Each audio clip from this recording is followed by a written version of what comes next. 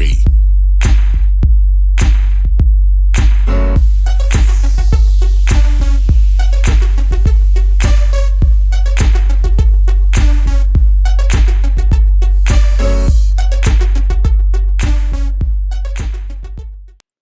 What's up, everybody?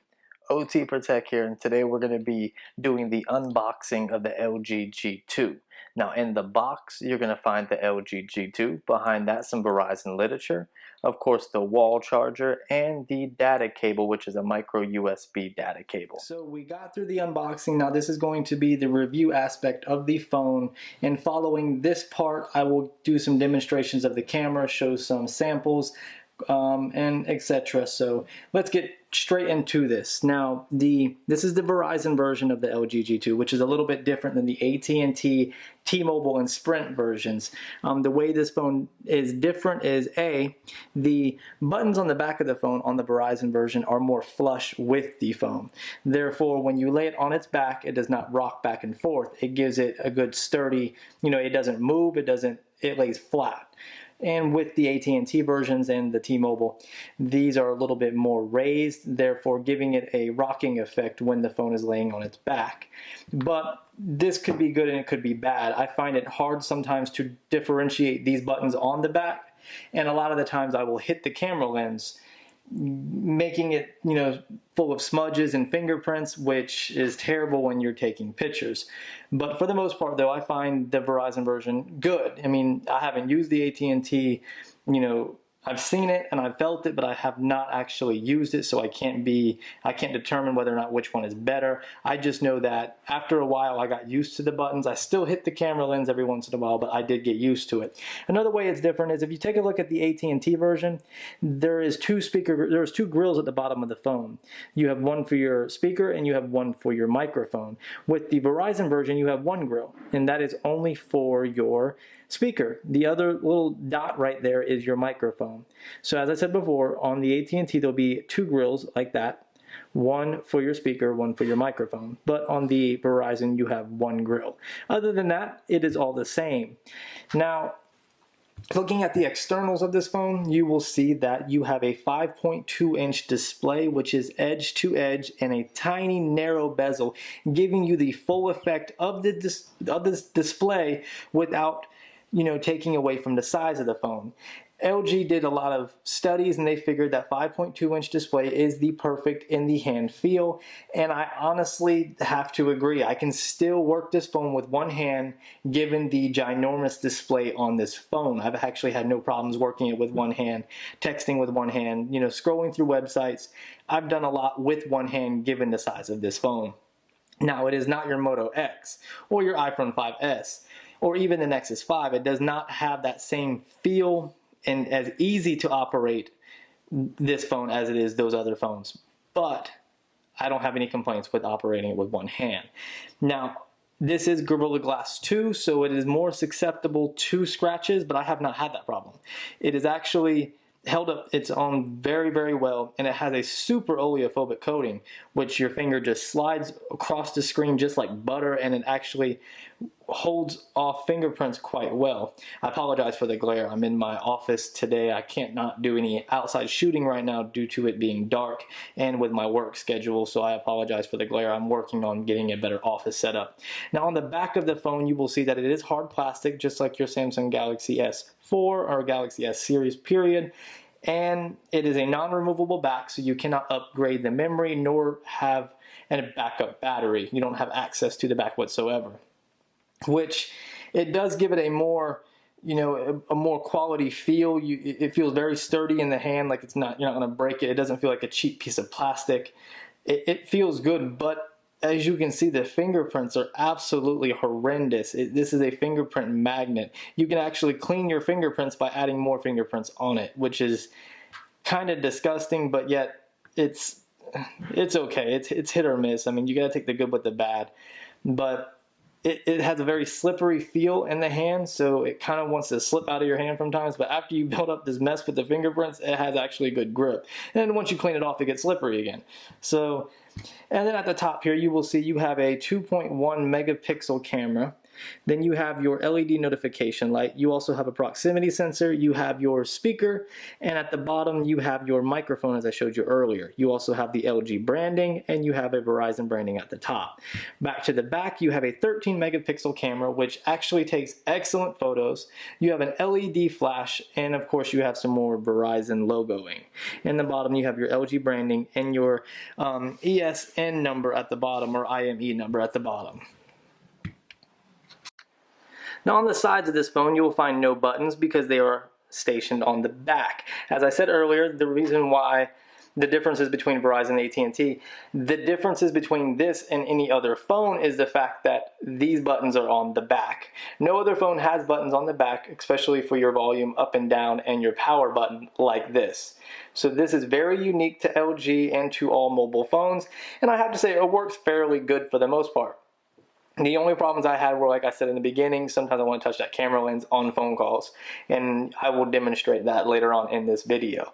You have your slot for your SIM card on the side, and that is the only thing you will see on the side of this phone, and it takes a micro SIM. So if you have a nano SIM from your iPhone 5, you will need an adapter or to go to Verizon to get a new SIM card. But with that being said, we will jump to the internals of this phone. It is a 2.88 gigahertz, I believe, processor, basically rounding up to 3 gigahertz processor with the Adreno 330 and a Snapdragon 800 processor, basically averaging a kick butt speed performance machine. I have had no lag with this phone whatsoever. This phone actually excels in ways that I've never had on an Android device. There's been no lag whatsoever. Let me just demonstrate that. As you can see, just going through home screens and doing that and scrolling through the apps, there is no lag. It actually sometimes moves too fast for the actual for the screen itself. Sometimes the animations are just so fast you don't get the full effect of the animation. Playing games on this is a blast. As I keep saying, there's no lag whatsoever. It has a 3,000 milliamp battery, so the battery performance is absolutely amazing. It's gone the whole day for me. I've been up since 5 a.m. It's at 32%, and I have actually been using this phone with max as much as I can to try to kill the battery, and it lasts about 12 hours for me. So some features that make this phone unique is the fact that you can basically call it the knock knock feature, which you just knock. But if you're using the phone, it will not work. You have to tap at the status bar. You just do 2 taps and it turns it off. To turn it back on, you just tap. And to turn it back off, you can tap on the lock screen. That beats if your phone is laying flat down and you don't want to use this power button back here, which works the same way. You just tap, and there you go.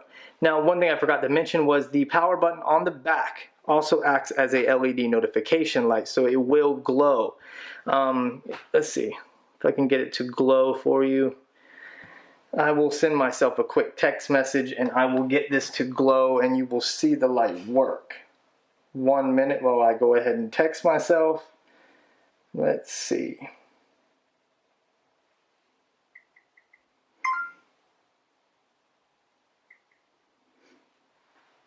And it should be going through right now. You will see. Oop, I texted to the wrong number. Hold on 1 minute. Let's see here. And another test message. And it should pop up. You will see there'll be a light here. And you will have a light on the back as well. If it works. Well, there you go. As you can see, it lit up. So moving on, we can, it also has a cool lock screen effect. You can change this in the settings. You can pick whichever one you want. You can multitask on this phone several different ways. You have the traditional way where you hold down the home key and you will see your apps. You also have the, let's go ahead and open some apps and I will show you this way. Let's open the Google app. You just take 3 fingers, slide them across the screen. It will store it. And if you want to open another app, we'll just go ahead and hold down this and we will open the calculator. And you just drag it over and we will go ahead and do, let's see, the play music app. Just slide it over. And apparently I have the maxed amounts saved. So to access these apps, you just take 3 fingers, slide it over, and then you have your 3 apps that you had open. You can just close them or you can just open them, whichever you choose to do.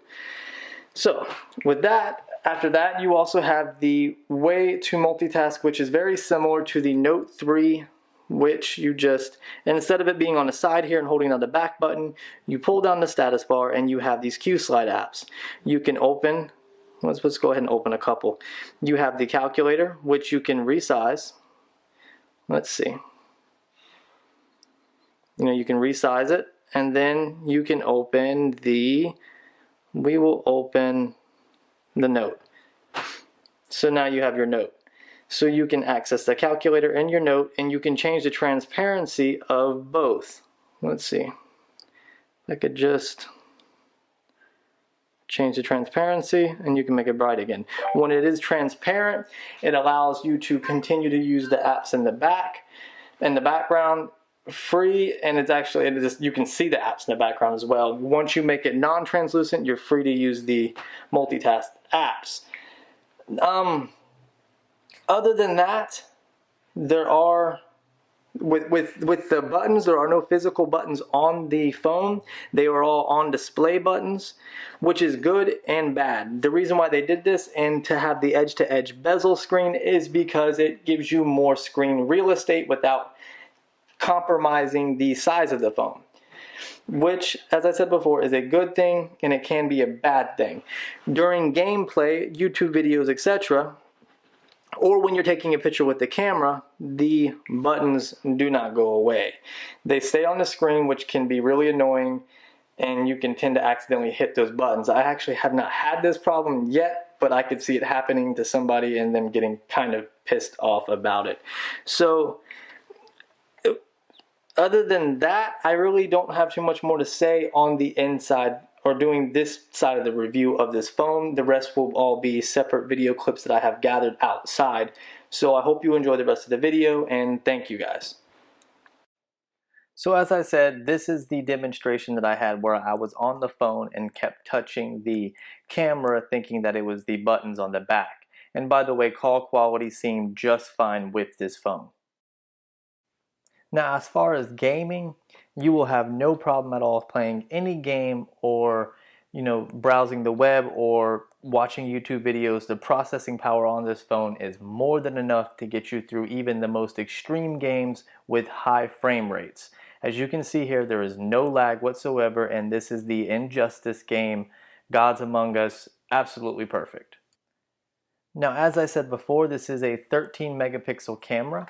And just a quick rundown of the basic camera interface. You can see when you load it up, you're greeted with a bunch of different squares, and that is the focusing system on this phone.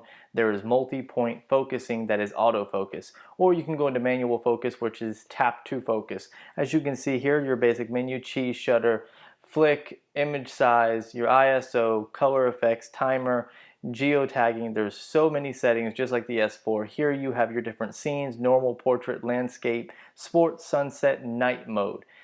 There is plenty of options on this phone. Normal, shoot and clear, HDR. You can do dual shot, which takes a photo from the front facing camera and the rear facing camera, combines the two. You have auto, enhance, and then you have your focusing. You have autofocus, manual focus, and face tracking. And then you can switch it to video, and you also have options on this side. You have slow motion video, you have live effect, dual recording, which records a video from the front and a video from the rear. And of course, you can record video from the front facing camera. There is more than enough options for your average phone photographer. And these are just some sample images that I took with the camera from on this phone, and it's in different lighting. So this is a low lighting picture with the fireplace in the background. It takes excellent shots. This is my dog. I just wanted to do a random picture. And here's some videos.